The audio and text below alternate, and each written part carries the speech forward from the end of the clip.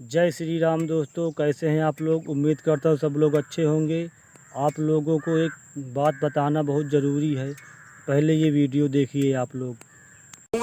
मेरईपुरवा, असाईडी, बिंधकपुरवा, धारूपुर, कुल्हा पूरा मुस्लिम बहुल क्षेत्र है बगल में। अब बीच में हमारा ब्राह्मण परिवार है। अब बीच में हमारी जमीन करीब जो है यहाँ से लेके 1.5 किलोमीटर के रेंज में हमारी जमीन है और उसमें इनका आना जाना रहता है। और हम रोड पर जाते हैं साले इनका घर मिलता है, हाईवे पर जाते हैं तो ये मिलते हैं हमको। अभी मैं आ रहा था गौरीगंज से, मुझे मोड़ पर रोका गया। हम रोक कर बोल रहे हैं कि जितनी गुंडाई कर रहे हो कर लो 1-2 दिन, उसके बाद मैं गाड़ में लठ डाल दूंगा। इस तरीके की भाषा बोल रहे हैं अभी अभी की बात। मतलब इतनी बड़ी घटना होने के बाद भी अगर शायद पुलिस न होती तो आप लोगों को जान बचाना दूभर, जान उसके बाद भी धमकी दे रहे हैं। जी जी, प्रशासन के सामने, प्रशासन आ गए, प्रशासन के सामने लाठी डंडे लेकर के टूट पड़ रहे थे बार बार, और प्रशासन बार बार रोक रहा था। लेकिन प्रशासन ने फिर लाठी डंडे से उनको जो है मारने की धमकी दी, बंदूक वगैरह दिखाई, तब जाके वो बैक हुए हैं। नहीं बैक नहीं हो रहे थे। मेरे घर पे जाकर पुलिस वालों ने फिर उनको उनके बॉर्डर तक छोड़ा जबरदस्ती। नहीं चले आ रहे थे, पूरी फोर्स आ गई, पीएससी आ गई,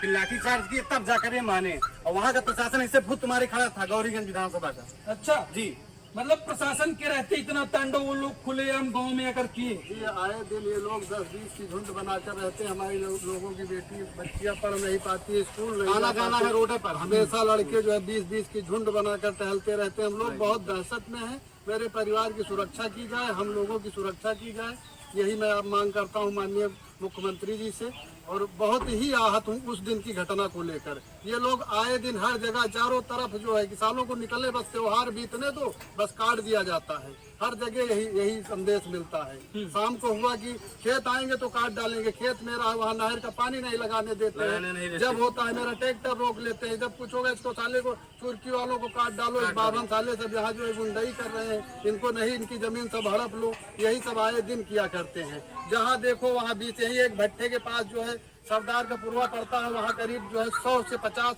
डेली शाम को सुबह जब स्कूल की टाइम होती है तब धमकी देते रहते हैं हमेशा।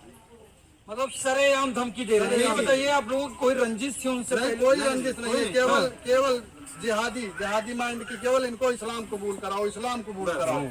अच्छा मतलब हिंदू जो अल्पसंख्यक है इसलिए मतलब ये लगातार दबाव बनाते हैं। जी जी जी, लगातार दबाव बनाते हैं। हमने सिर्फ इतना ही रोका इनको कि यहाँ हुसैन ये घर मेरा है, ये शब्द आप यहाँ ना बोलिए। ये मेरा त्योहार नहीं है, हिंदुओं का त्योहार नहीं है। आप मुसलमान हो, अपने भाई हो, जाओ अपने घर जाओ, वहाँ चिल्लाओ। पूरे फाजिल तुम्हारी ग्राम सभा, वहीं जाकर चिल्लाओ 200 मीटर की रेंज में हमारे घर पर, या हुसैन या घर मेरा। मैं इतना ही रोका, रोकते हैं फिर बात शुरू हो गया, मारना पीटना शुरू हो गया। कॉलर पकड़ लिए, धक्का दे दिए, आने के बाद भट्टे पे चढ़ गए, घर पर चढ़ गए, माँ बहन की गालियां दे रहे हैं आए दिन। अभी तो आमतौर पर पूरे देश में जुलूस निकाला जा रहा है, लोग या हुसैन करते हैं, या हुसैन के नारे लगाते हैं और तमाम नारे लगाते हैं। लेकिन या हुसैन या घर मेरा है, ये नारे क्यों लगाए? ये इसलिए लगा रहे थे कि यहाँ से ये ब्राह्मणों को देखकर बहुत जलते हैं। इनको आना जाना रहता है, आए दिन नहर का पानी, जैसे मामा जी ने भी बताया ना कि नहर का पानी रोकते हैं, इनको इधर से आना जाना रहता है, गाली गुप्ता देना रहता है। इधर जाकर लड़कियों को अभी देख रहे हैं, बीच में भी बलात्कार हुआ है। इसी मुस्लिम समुदाय के लोगों ने बलात्कार किया है, जो है बैकवर्ड की लड़की का। अच्छा जी जी जी, अभी 4 दिन पहले की घटना है, अभी आप पेपर में देखे होंगे, गैंगरेप हुआ है। अच्छा खुलेआम। जी जी, इनका एक टारगेट है, एक टारगेट इनका है कि हिंदू की लड़कियों को पहला फुसला करके उनके साथ गैंगरेप करना है, बस नाजायज संबंध बनाने हैं इनको। संबंध बनाने के बाद पता नहीं क्या करने के, गाली गलौज, संबंध बनाना, ले जाना, और उसके बाद जो है हाईवे पर मिलना। अभी हमको मोड़ पर मिले थे 2 गाड़ी से। मतलब हिंदू की बच्चियों को ये सीधा टारगेट कर रहे हैं। जी जी जी, सीधा इनका एक पन्ना है, सीधा टारगेट हिंदू की लड़कियों को टारगेट करना।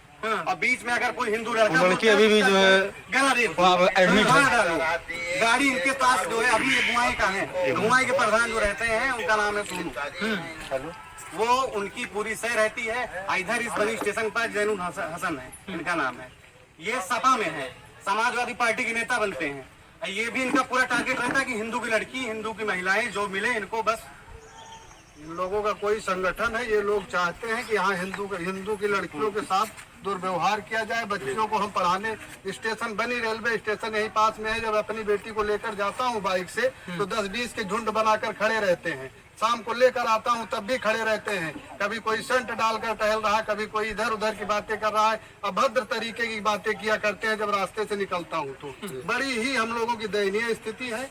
इसके व्यवस्था दिखवाया जाए और यहाँ की हम लोगों की सुरक्षा दिलाई जाए। केवल हम बहुत भयभीत हूँ। मतलब जो हिंदू की लड़कियां हैं वो आती जाती जो बच्चियां पढ़ने के लिए जाती हैं उनको गलत निगाह से देखते हैं, गलत कमेंट करते हैं। जी, गलत कमेंट करते हैं। आए दिन बच्चों को पढ़ना दूभर हो गया है, उनका भविष्य नाश हो रहा है बच्चों का।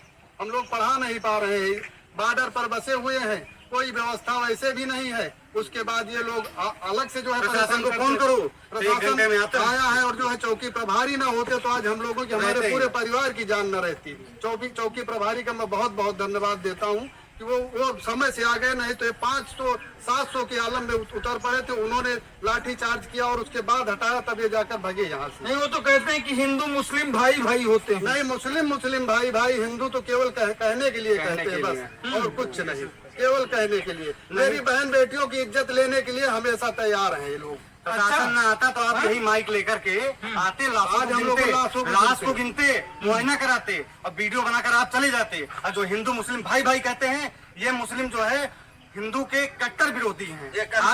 जी, ये हम लोगों को कहते हैं चुरकी वाले इनके चुरकी उखाड़ लो, इनकी पंडिताई इनके घुसेड़ दो। मतलब ऐसे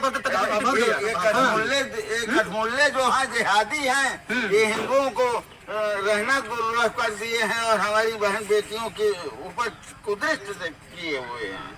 और इसके लिए हमारी यही विनती है मुख्यमंत्री और प्रशासन से कि हमारी सुरक्षा करें, नहीं तो हमारा रहना दुर्लभ हो गया। मतलब सूबे में योगी आदित्यनाथ की सरकार है, लोग कहते हैं कि हिंदुओं को कोई नुकसान नहीं होगा, लेकिन सरेआम यहीं से जुलूस लेके जाते हैं और सरेआम तांडव मचाते हैं। सरेआम तांडव मचाते हैं, जो कि कभी निशान इधर की मेरे दरवाजे पर की नहीं आया है। इसी वजह से ये निशान लेके आए हैं कि चलिए इनको अभद्र गाली दिया जाए, इनको प्रताड़ित किया जाए, नहीं तो यहाँ से कभी निशान आया नहीं इधर की हमारे दरवाजे पर। मतलब आज तक के इतिहास में कभी भी जुलूस नहीं गया इधर की कभी जुलूस गया नहीं, पहली बार इधर से जुलूस गया है। और इसी साजिश से ये जिहादी लोग हैं, ये जिहाद में अपने हमको प्रताड़ित करने के लिए, हमको हमारी बहन बेटियों को कुदस देखने के लिए ये जुलूस लेके आए। अच्छा, क्या कहेंगे जिस तरीके से यहाँ से वो लोग गए, पहले बताया जा रहा था कभी इस रास्ते से जुलूस लेके नहीं गए, तो क्या लगता है कि उनकी ये साजिश थी? जी हाँ, बिल्कुल एकदम साजिश थी सर। इसलिए क्योंकि ये चाह रहे थे कि हम हिंदुओं को दबा दें, इनको प्रताड़ित करें, ये गांव छोड़ करके भाग जाए। अच्छा, और यहाँ हमारा कब्जा हो। लेकिन ऐसा नहीं है। हमारा प्रशासन जब तक हमारे साथ है, हमारी गवर्नमेंट जब तक हमारे साथ है, तब तक हम सुरक्षित हैं। लेकिन फिर भी हम ये चाहते हैं, विनम्र निवेदन है कि हमारी सुरक्षा ढंग से की जाए, जिससे कि हम अपने गांव में रह सके। मतलब हिंदुओं को रात में नींद नहीं आती है क्योंकि यहाँ संख्या उनकी कम है। जी जी जी जी, नींद नहीं आती है, बिल्कुल नींद नहीं आती है। आपके सामने मीडिया के सामने बयान कर रहा हूँ, लेकिन डर बसा हुआ है। ये लाम बंद होंगे, चारों तरफ के इकट्ठा होंगे और उसके बाद कहेंगे कि मार डालो। इसलिए हम लोग किसी से आवाज नहीं उठा पाते हैं। आज बड़ी हिम्मत करके आपके सामने अपनी आवाज उठा रहा हूँ। इसका देखिएगा रिएक्शन क्या होगा। ये हम लोग हम पर हमला फिर भी कर सकते हैं। मतलब धमकी भी देते हैं। धमकी देने में इनको कोई वो नहीं है सर, बिल्कुल नहीं, धमकी देते हैं। हम गए थे मार्केट, हमको उधर बुलाया गया, रोका गया। वो रहेगा 2-3 दिन प्रशासन रहेगा, तुमको कौन बचाएगा? 2-3 दिन बाद काट डालेंगे तुमको। अच्छा, मतलब अभी भी अल्टीमेटम दे रहे थे वही वारदात करने के बाद। जी, क्या बोल रहे हैं? बोल रहे हैं कि प्रशासन कब तक बचाएगा तुमको? अच्छा, आना जाना तो इधर से रहेगा ही ना, कभी न कभी। हमारे रायबरेली इधर से काट डालूंगा। जी सर। मतलब प्रशासन हटने के बाद हिंदुओं की खैर नहीं। जी, हमारे रायबरेली जिले का लास्ट बॉर्डर है जहाँ पर आप खड़े हुए हैं। ये रास्ता जो बना हुआ है, ये रास्ता इसी गांव का लास्ट बॉर्डर है, उसके बाद ये रास्ता कहीं नहीं जाता है। मैं ये मांग करना चाहता हूँ कि ये रास्ता बंद कराया जाए। अच्छा, एक रास्ता इनका पूरे फाजिल का उधर से घूम करके पूरी मार्केट जाए। सौ तरफा मुस्लिम है, आप जान लीजिए, नहीं मुआयना कर लीजिए। बीच में हम लोग हैं, ये हमारा रास्ता है, हमारा रास्ता आगे से बंद करवाया जाए। लास्ट बॉर्डर हमारा रास्ता नहीं बनी हुई है, लास्ट रास्ता एकदम ब्लॉक किया जाए। ब्लॉक करने के बाद ये मेरा लास्ट बॉर्डर है, लास्ट रास्ता है, मैं उसके बाद बंद किया जाए। मतलब जब वो लोग यहाँ पर जुलूस के दौरान आते हैं तो उसके बाद माँ बहन बेटियों को गाली देने लगते हैं। क्या बहुत अभद्र तरीके से गाली देते हैं। गाली देने के बाद पूरा लाठीचार्ज करते हैं, पूरा जो है पूरा लेके आते हैं, मतलब 200-300 की भीड़ लेके आते हैं पूरा। मतलब उनका यही हथियार वगैरह भी था, हथियार वगैरह था, जो